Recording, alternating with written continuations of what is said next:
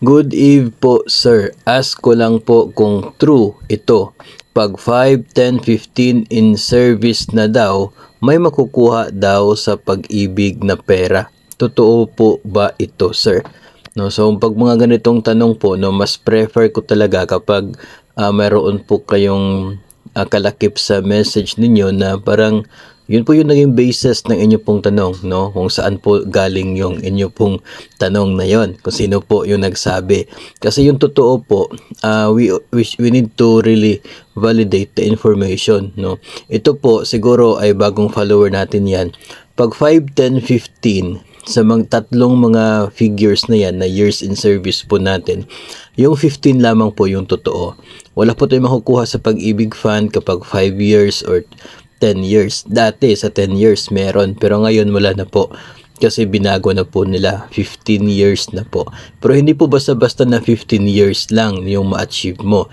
Dapat 15 years na contributions na walang gap. Ibig sabihin tuloy-tuloy, continuous ang 15 years.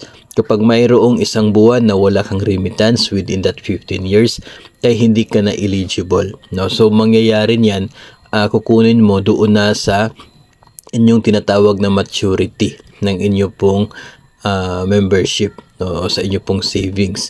Yun ay kapag umabot na ng 240 months of contribution or 20 years. No? So kung mayroong gap after 15 years, so doon na sa 20 at kapag 240 na, doon na po makakatanggap. No? So kapag 5 at 10, wala po tayong makukuha sa pag-ibig fund. No? Tandaan po natin yan.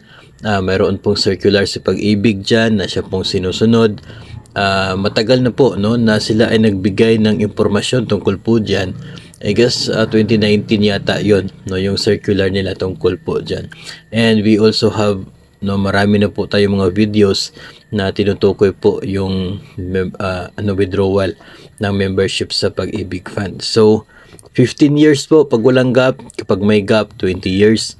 At yun po yung maturity. At after po na makuha niyan, kapag nag-retire naman po kayo, ay meron na naman po kayo makukuha kung magkano po yung aabutin sa mga bagong contributions ninyo sa pag-ibig fund.